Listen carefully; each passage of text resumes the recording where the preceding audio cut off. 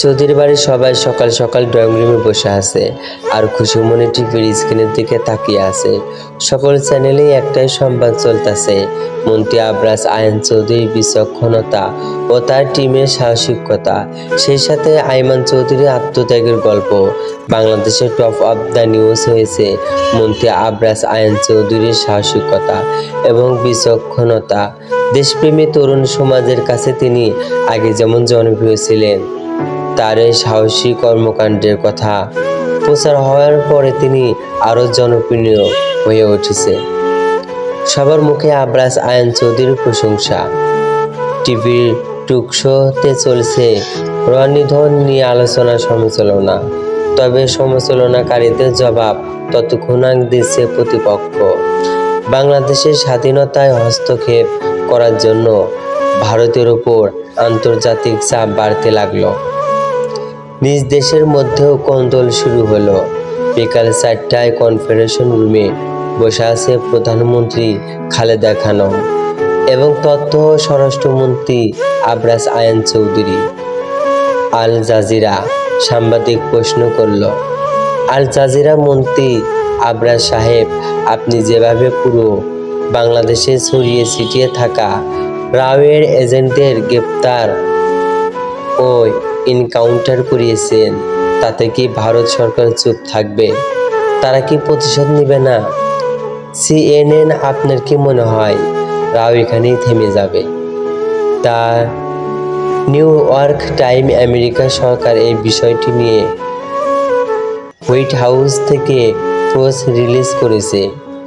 তারা জানিয়েছে ভারত কোনো দেশের অভ্যন্তরে ঢুকে সেই দেশের স্বাধীনতা হস্তক্ষেপ করতে পারে না। আমেরিকার কূটনৈতিক প্রেস রিলিজটি কি আপনি কিভাবে দেখছেন? আবরাজ প্রশ্নগুলো মন দিয়ে শুনল এবং উত্তরে বলতে লাগলো, আবরাজ, আমেরিকা তার কূটনৈতিক সম্পর্ক টিকিয়ে রাখার জন্য একবার দূরে সরাবে, আবার প্রয়োজনে কাছে টেনে নেবে। তাই আমি আমেরিকার প্রেস রিলিজ নিয়ে কিছু ভাবছি না।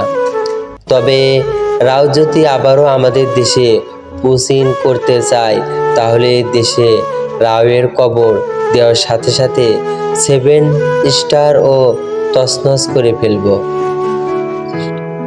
মনে রাখবেন, এই দেশ জিদের দেশ, তাদের রক্ত সব সময় গরম থাকে। এই উত্তপ্ত রক্তের আগ্নেয়গিরির উত্তাপে ভারত ধ্বংস হতে বাধ্য। এটাই রাওয়ের লাস্ট সুযোগ। আল জাজিরা, মাননীয় প্রধানমন্ত্রী, আপনি এই বিষয়ে আমাদের কিছু বলুন। আপনার পরবর্তী চিন্তা ভাবনা কি? সে সম্পর্কে বিশ্ববাসীকে কি মেসেজ দিতে চান? প্রধানমন্ত্রী, এই দেশ আমার দেশ, এই দেশের প্রতি আমার ভালোবাসা অত্যন্ত গভীর। দেশের ক্লান্তি লঙ্ঘে প্রয়োজনে জেলে গিয়েছি, তবে দেশ ত্যাগ করিনি। আমাদের বাহিরে কোনো প্রভু নেই, হয়তো বন্ধু রয়েছে, তবে তার স্বার্থের বন্ধু। সব স্বার্থের ঊর্ধ্বে আমার দেশ। দেশের ভেতর কোনো গুপ্তচর ধরা পড়লে তার একমাত্র শাস্তি তৎক্ষণাৎ মৃত্যুদণ্ড। আমার সাহসী অফিসাররা সহ আবরাজ এবং বিশেষ করে পুলিশ কর্মকর্তা আসিয়ান চৌধুরী এবং তার ছেলে NSI fleet officer Aiman Chowdhury সাহসিকতার সাম্মানিক পদক তুলে দেওয়া হবে তাদের পরিবারকে। এই বিশেষ অনুষ্ঠানটি আয়োজিত হবে 16 ডিসেম্বর কুচকাওয়াজ অনুষ্ঠানের সাথেই। সেই সাথে আগামীকাল শুক্রবার পুরো বাংলাদেশের প্রত্যেকটি মসজিদে আসিয়ান চৌধুরী এবং আইমান চৌধুরীর জন্য নামাজ পড় দোয়া করার জন্য অনুরোধ করা হলো। প্রেস কনফারেন্স দেখতে দেখতে চৌধুরী পরিবারের সবারও চোখ দিয়ে পানি পড়তে লাগলো। আজ চৌধুরী পরিবারের তৃতীয় সিংহ পুরুষের আত্মত্যাগের গল্প পুরো বাংলাদেশ জেনেছে। আজ নিজেকে চৌধুরী পরিবারের সদস্য ভেবে গর্ব বুক ভরে গিয়েছে রেহানা চৌধুরীর। সবাই যে বলতো যে রত্নগর্ভা, সে বিশ্বাস করতো না। কথাটি ভেবে আজ কেন জানি তার কথাটি বিশ্বাস করতে ইচ্ছা হলো। গভীর রাত, চৌধুরী বাড়ির 3 ছেলে প্রবেশ করলো পাতালপুরীতে। আবরাজ, ডেভিড অবস্থা কি? ডেভিড না মরে বেঁচে আছে, বারবার মুক্তি চাচ্ছে। আবরাজ, আরহাম। আবরাজ চলে গেল সেই গোপন রুমে। দেখতে পেল ফ্লোরে পড়ে আছে একটা জীর্ণ শীর্ণ রোগা শিশির কাদের।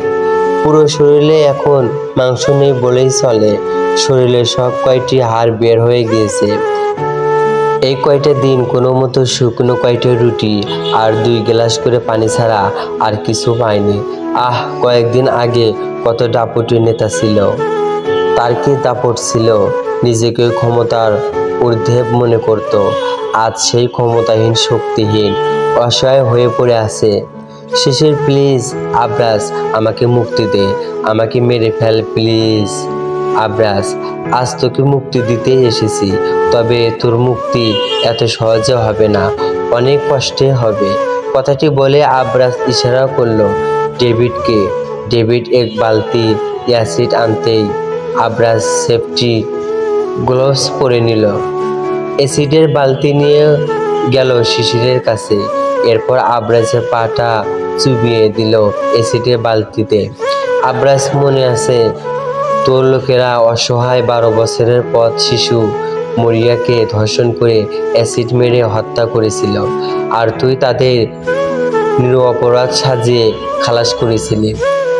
আজ মারিয়ার সেই প্রতিশোধ নিলাম। তারপর একটা ধারালো রামদা দিয়ে ডান হাতের 5টি আঙ্গুল কেটে নিল।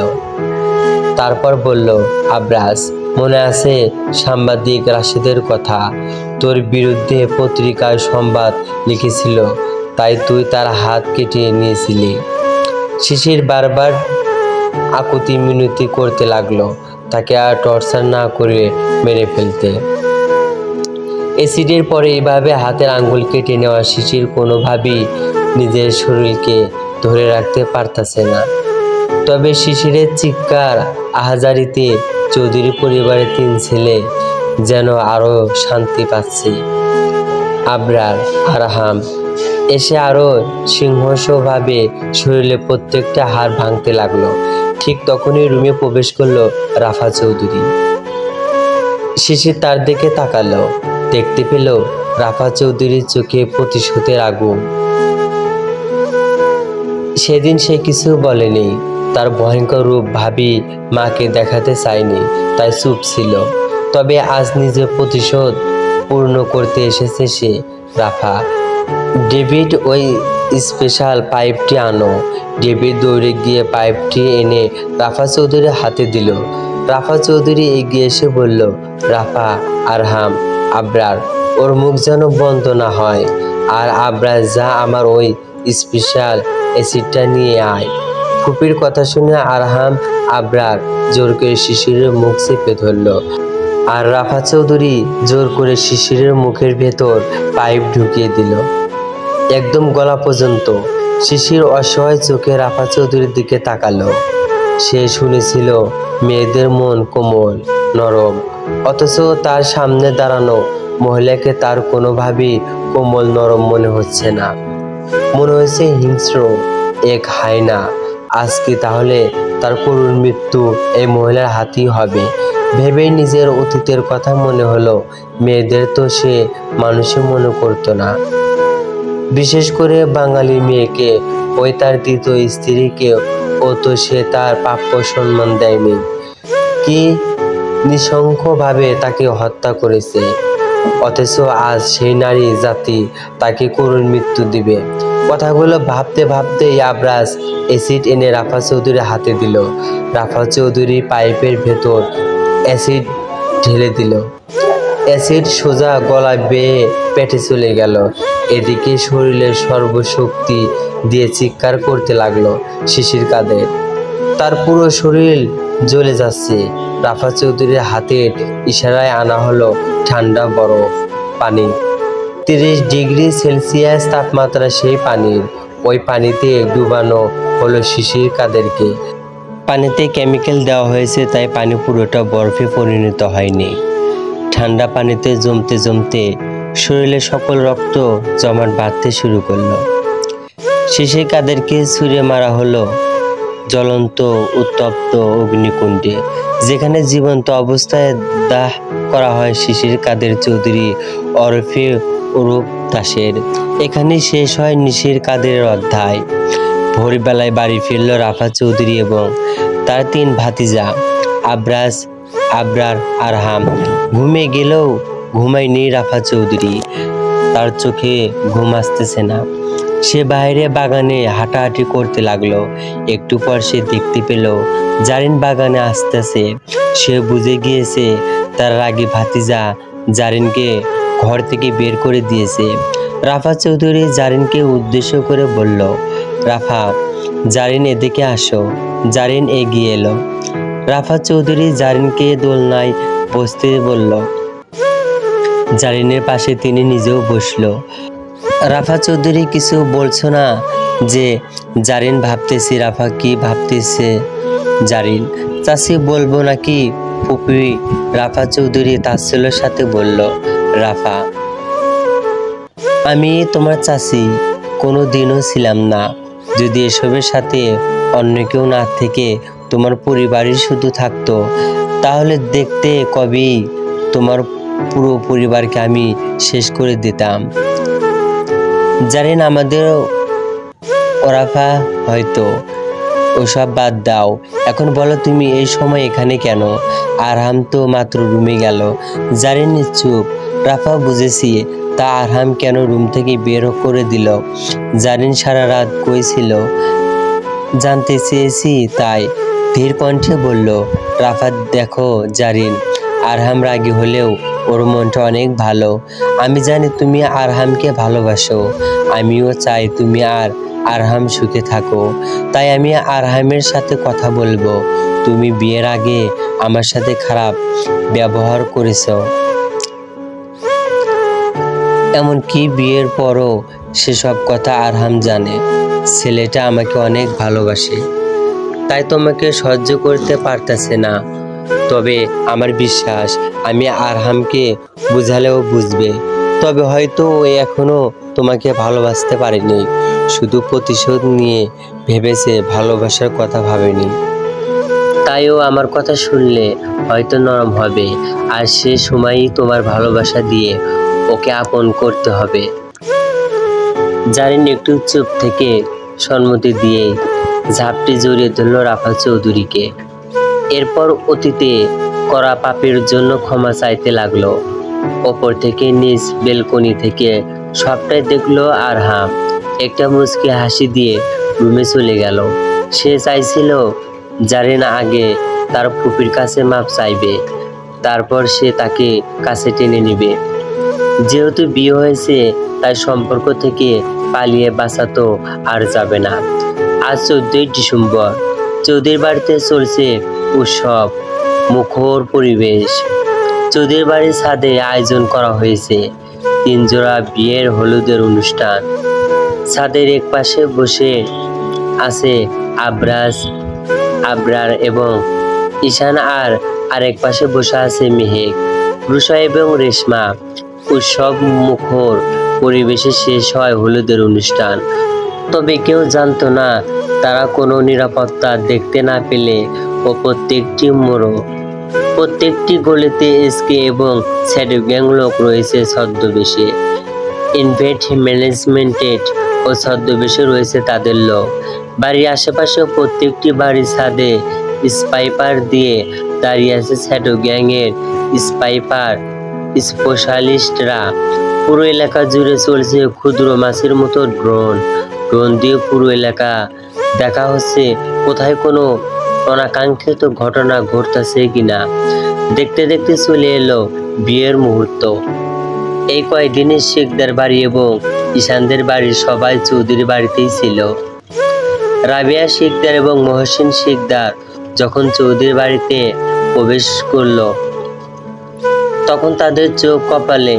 মেহেক এই বাড়ির মেয়ে, আইমান এত বড় বাড়ির ছেলে ছিল, আর তারা কি না মেহেককে এত অত্যাচার করেছে।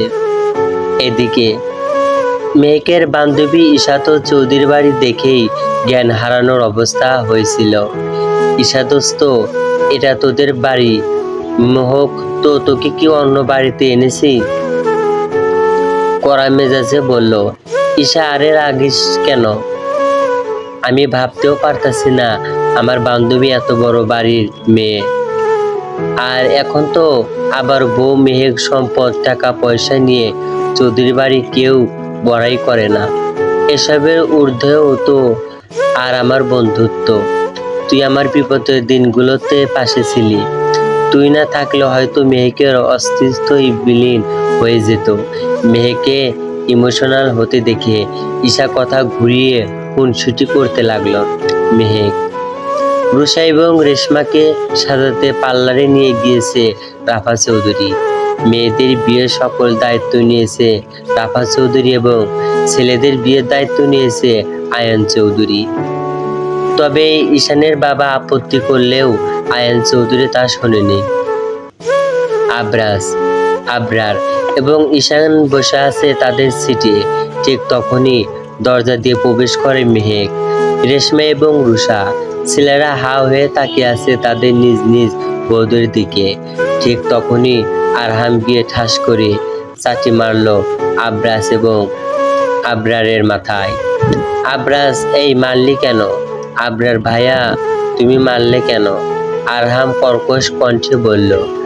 আরহাম, তোরা যেভাবে হা করে তাকিয়ে আসিস মুখে মাছি ঢুকে যাবে, তাই তোদের স্বাভাবিক করলাম। আয়ান চৌধুরী ইশারায় তারা তিনজন গিয়ে নিজ নিজ বউকে হাত ধরে স্টেজে আনলো। পাশাপাশি বসে আছে সবাই। ঠিক তখনই আরহামের ফোনে কল এলো। আরহাম জানালো প্রধানমন্ত্রী, সেনাপ্রধান এবং রাষ্ট্রপতি এসেছে তাদের রিসিভ করার জন্য। চলে গেল আয়ান চৌধুরী, রেহানা চৌধুরী এবং রাফা চৌধুরী।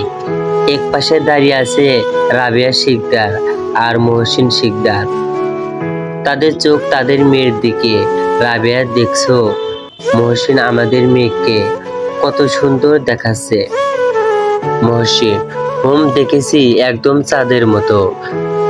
রাবেয়া, আমরা কখনো কি ভেবেছিলাম আমাদের মেয়ের বিয়ে এতটা আয়োজন করে হবে? অথচ দেখো আমরা মেহেকের সাথে কি না করেছি। সেই মেহেক আমার দেখা স্বপ্নগুলো পূরণ করে দিল। রানীর মতো বিয়ে হচ্ছে আমার মেয়ের। মহসিন, যেখানে আমাদের এলাকায় কোনো বিয়েতে চেয়ারম্যান এলেই আমরা সেই বর কনেকে কত সম্মান দিতাম, সেখানে দেখো আমার মেয়ের বিয়েতে স্বয়ং প্রধানমন্ত্রী, রাষ্ট্রপতি, সেনাপ্রধান এসেছে। এসব বলতে বলতে অপরাধ বোধ তাদের চোখ বেয়ে পানি বের হয়ে এলো। ততক্ষণে আরহাম সবাইকে নিয়ে এসেছে স্টেজে। বর্তমান সেনাপ্রধান হলো আইমানের সামরিক প্রশিক্ষণ। আইমান ছিল তার প্রিয় সোলজার। উনি কখনো চায়নি আইমান NSI-তে থাকুক। উনি চাইতো আইমান যেন সেনাবাহিনীতেই থাকে। সেনাপ্রধান হাত রাখলো মেহেকের মাথায়। মেহেকের দিকে তাকিয়ে তার মনে পড়ে যাচ্ছে আইমানের সেই সাহসিকতা, দেশের প্রতি ভালোবাসা এবং আত্মত্যাগ। মেহেকের মাথায় হাত বুলিয়ে দিলেন সেনাপ্রধান। এরপর সবার সাথে কথা বললেন। রেশমাকে একটু বেশি খুশি দেখা গেল। রেশমা ফোন দিয়ে বারবার ফটো তুলতে লাগলো, হয়তো ফেসবুকে পোস্ট করবে তাই। একে একে সকল বর কনের সাথে ফটো তুললো VVIP গেস্টরা। এরপর কাজে এসে বিয়ে করাতে লাগলো। খুব সুন্দরভাবে বিয়েও সম্পন্ন হয়ে গেল। বিয়ে শেষে পরিবারের সকল সদস্যকে নিয়ে ফটোশ্যুটও করা হলো।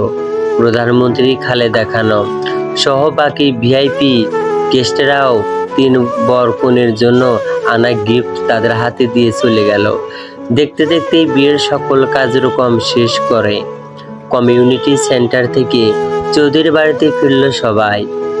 বাড়ির সকল রীতিনীতি পূরণ করে যার যার রুমে তাকে রেখে আসা হলো। এদিকে ঈদের দিন হলো আরিশার। সে সবার থেকে টাকা নেওয়ার জন্য গেট ধরেছে। তার সঙ্গে সাথ দিয়েছে জারিন। রাফা চৌধুরী সবাইকে বুঝিয়েছে যেন জারিনকে মেনে নেয়। তারপর থেকে কেউ আর জারিনকে কিছু বলেনি। সবাই মেনে নেওয়ার চেষ্টা করতেছে। জারিন নিজেই মেহেক, রুষা এবং রেশমাকে বাসর ঘরে রেখে এসেছে। আবরাজ বাসর ঘরে ঢুকতে গেল। বাসর ঘরের সামনে এসে দাঁড়ায় আরিশা, ঈশা, জারিন এবং বর সেজে থাকা আবরার। আবরারকে দেখে আবরাজ ভুক উচকে তাকালো। আবরাজ কি চায়? আরিশা, বেশি না, 1 লক্ষ টাকা। আবরাজ, টাকা নিবি বুঝলাম, তবে এই বাদর এখানে কেন? আবরারকে দেখিয়ে বলল। আবরার, আরে বাহ, আমার বড় ভাইয়ের বিয়ে আর আমি বাসরের টাকা নেব না, এটা ভাবলে কি করে? আবরাজ বিরক্ত হয়ে বলল। আবরাজ, আরে বলদ, আজ তোরও বিয়ে হয়েছে, বাসর ঘরে না গিয়ে তুই আসছিস বড় ভাইয়ের বাসর ঘরের গেট ধরতে। আবরার, বলদ বলো আর যাই বলো, আমি টাকা নিয়ে যাচ্ছি না।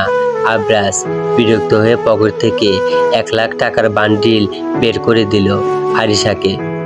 আবরাজ টাকা দিতেই ওরা খুশিতে লাফিয়ে উঠল। এরপর আবরারের দিকে তাকালো জারিন, আর আরিশা আবরার কাছুমাছু করে তাকিয়ে মাথা দিয়ে নিষেধ করতে লাগলো, কিন্তু ওরা দুষ্টু হাসি দিয়ে আবরারের হাত ধরে টেনে নিয়ে গেল আবরারের বাসর ঘরের সামনে।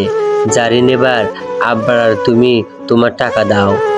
আরিশা, হ্যাঁ ভাইয়া, তুইও 1 লাখ টাকা দিবি। 1 লাখ টাকা শুনে আবরার চুপসে গেল। অসহায় কণ্ঠে বলল, আবরার বোন আমার, আমি কি মন্ত্রী নাকি?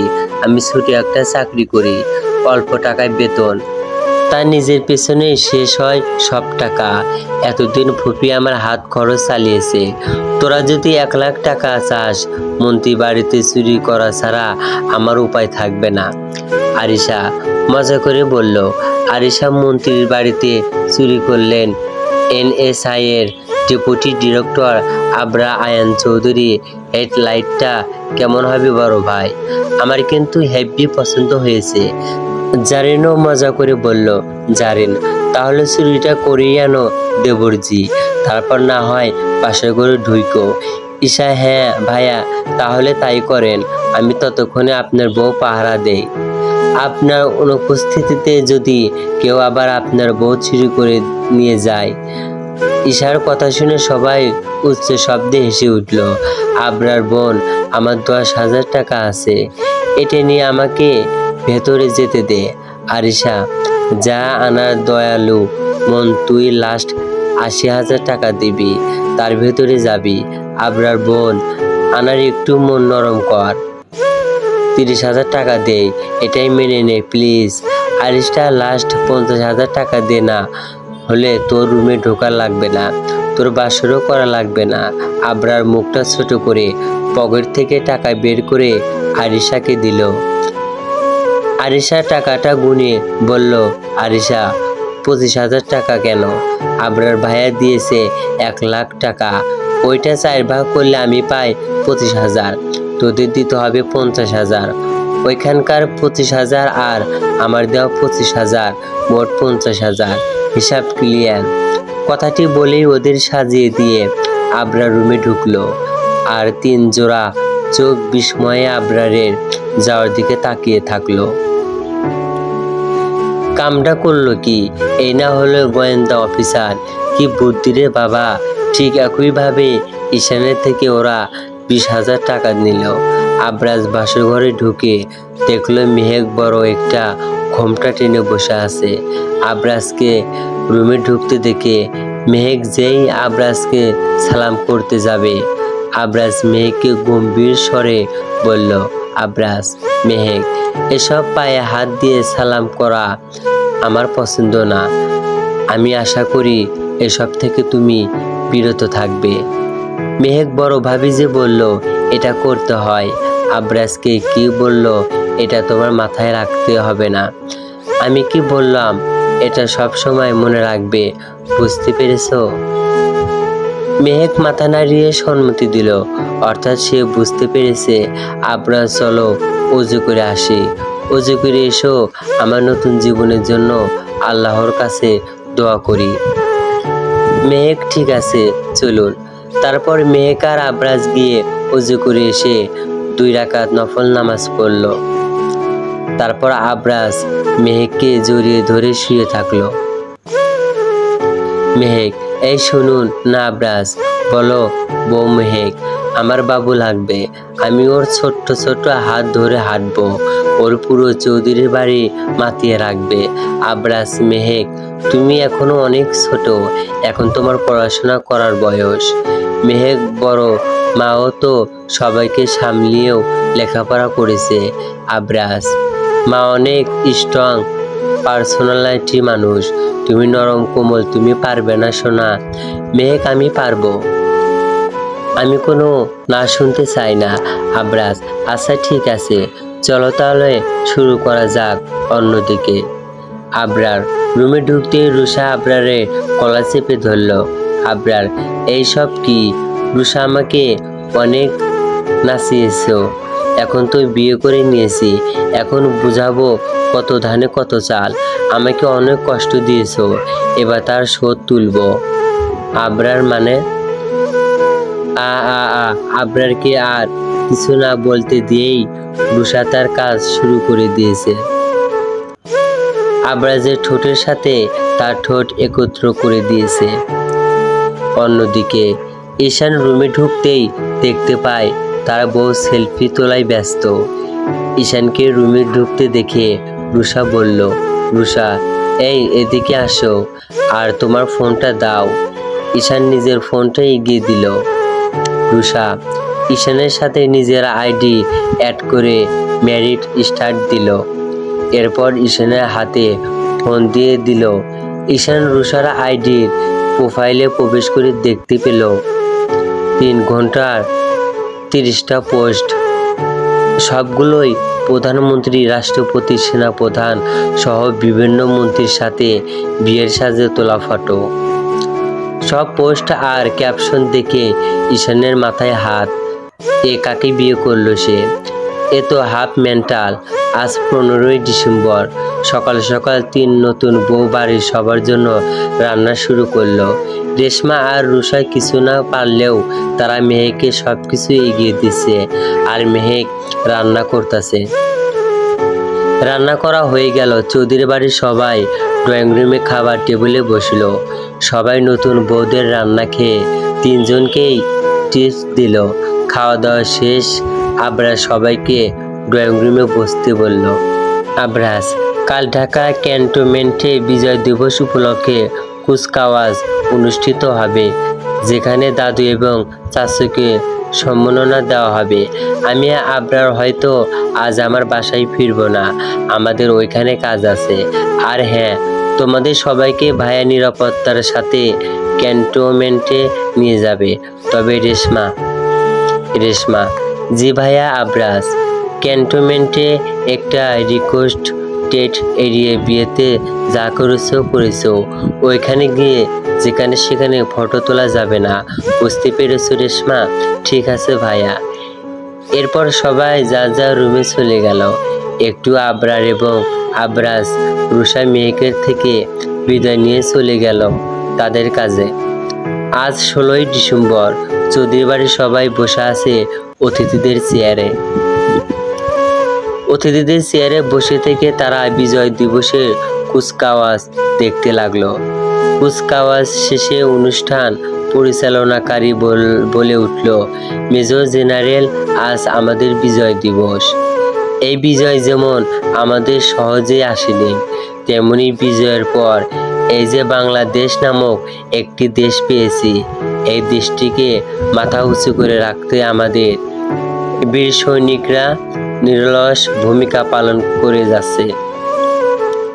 তেমনি প্রতিবেশী দেশের কুচকতরি মহলের গোপন মিশনকে ধূলিসাৎ করতে আমাদের দেশে 2 জন বীর সন্তান শহীদ হয়েছে।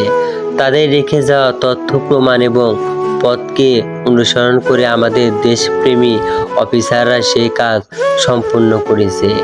এই মিশনের সকল দায়িত্ব ছিল আমাদের মাননীয় স্বরাষ্ট্রমন্ত্রী আবরাজ আয়ান চৌধুরী। সেনা নৌ বিমান বাহিনীর পক্ষ থেকে তার সম্মানে একটি স্যালুট। সাথে সাথে কুচকাওয়াজে অংশ নেওয়া সকল সৈনিক একসঙ্গে স্যালুট দিল। আবারও বলতে লাগলো, মেজর জেনারেল, উক্ত মিশনে অংশ নেওয়া সকল অফিসারকে স্টেজে এসে মাননীয় রাষ্ট্রপতির হাত থেকে সম্মাননা গ্রহণ করার জন্য বলা হলো। সাথে সাথে সকল তরুণ সাহসী অফিসাররা শৃঙ্খলার সাথে তাদের সম্মাননা গ্রহণ করলো। আবারও বলতে লাগলো, মেজর জেনারেল এবার দুজন শহীদের অবর্তমানে তাদের পক্ষে সম্মাননা গ্রহণ করবে আসিয়ান চৌধুরী বড় ছেলে বিশিষ্ট ব্যবসায়ী আয়ান চৌধুরী এবং আয়মান চৌধুরী পক্ষ থেকে মেহেক চৌধুরী। তখনই মেহেক একজন অফিসারকে ইশারায় ডেকে কিছু একটা বলে দিল। অফিসারটি মেহেকের থেকে কথাটি শুনে দ্রুত সেনাপ্রধানকে জানালো এবং সেনাপ্রধানের অনুমতিতে মেজর জেনারেল ঘোষণা দিল আয়মান চৌধুরীর হয়ে তার সম্মাননা গ্রহণ করবে দেশের সুনামধন্য উকিল রেহানা চৌধুরী, যার জন্য আমরা একজন আয়মান চৌধুরীকে পেয়েছি মন্ত্রী আবরাজ এবং NSI ডেপুটি ডিরেক্টর আবরারের মতো সাহসী অফিসার। আয়মান চৌধুরী তার স্ত্রী রেহানা চৌধুরীর হাত ধরে স্টেজে উঠল। তিন বাহিনীর প্রধানের থেকে সম্মাননা নেওয়ার সময় আবেগে কেঁপে উঠল রেহানা চৌধুরী। রাষ্ট্রপতি রেহানা চৌধুরীকে কিছু বলার জন্য অনুরোধ করল। মাকে ভেঙে পড়তে দেখে আবরাজ এবং আবরার এগিয়ে গিয়ে দাঁড়ালো মায়ের পাশে। রেহানা চৌধুরী স্পিকারের সামনে দাঁড়িয়ে বলতে শুরু করলো, মা, আজ আমি একজন উকিল হিসাবে এখানে আসিনি। আমি আমার জীবনে অনেক কেস লড়েছি, অনেক অপরাধ দেখেছি, অনেক খুনের বিচার হতে দেখেছি। তবে আজ আমার হাতে যে সম্মানটি দেখতেছেন, এটা শুধু আমার জন্য সম্মান না, এটা আমার আয়মানের স্মৃতি। আয়মান আমার গর্ব, আমি গর্বিত। আমি নিজেকে বলতে পারবো আমার শিক্ষা সঠিক ছিল, আমি ভুল শিক্ষা দিইনি। আমার শিক্ষা সঠিক ছিল বিধায় দেশদ্রোহী সাথে আপোষ না করে আমার আয়মান শহীদ হয়েছে। রেহানা চৌধুরী কথাগুলো বলতে বলতে কেঁদে দিল, অথচ তিনি দেখলেই না তার কথাগুলো শুনে। তার সাথে সাথে চৌধুরী বাড়ি সবার চোখেই পানি। বাবার আত্মত্যাগের জন্য এমন মেহেকেরও গর্ব হচ্ছে। হ্যাঁ, সে একজন শহীদের সন্তান। তখনই রেহানা চৌধুরী বলে উঠল, একজন বাবার কাছে যেমন সন্তানের লাশ পৃথিবীর সকল ওজনের চেয়েও ভারী, আজ ঠিক তেমনি আমার কাছে এই সম্মানটা ঠিক তেমনি ভারী। আয়মান তার জীবন দিয়ে আমাকে সম্মান উপহার হিসেবে দিয়ে গিয়েছে, তবে আমি আরও 3টা সম্মান চাই। আমার 3 ছেলেকেও আমি দেশের জন্য সম্পূর্ণ করলাম। রেহানা চৌধুরীর কথা শুনে উপস্থিত সবাই অবাক হয়ে গেল। বৈদেশিক কূটনীতিবিদরা অবাক হয়ে রেহানা চৌধুরীর মাতৃত্ববোধ, দেশপ্রেম এবং পারিবারিক নৈতিকতা দেখল। এই জন্যই বোধহয় বলো, তুমি আমাকে একটি শিক্ষিত মা দাও, আমি তোমাকে একটি শিক্ষিত জাতি দেব। সেলুট সেই সকল মাকে যারা তাদের ছেলেকে নৈতিকতার সাথে দেশপ্রেম শেখায়। সব গল্পেরই হয়তো সমাপ্তি হয়, কিন্তু জীবনের গল্পের সমাপ্তি একমাত্র মৃত্যু। সব ভালোবাসা পূর্ণতা পেলে ভালোবাসাকে মানুষ বুঝতো না। যেমন এখন আসিফ আরিশার ভালোবাসা না পেয়ে ভালোবাসার মূল্য বুঝতেছে। তবুও দোয়া করি সকল ভালোবাসা পূর্ণতা পাক। মন্ত্রীবর যখন চাহাতো ভাই, গল্পটি এখানে শেষ হলো। সবাইকে ধন্যবাদ। চ্যানেলটি ফলো করবেন ও নতুন নতুন গল্প পেতে চ্যানেলটি বেল আইকন ক্লিক করবেন। পুরো গল্পটি কেমন হয়েছে অবশ্যই জানাবেন। ধন্যবাদ সবাইকে।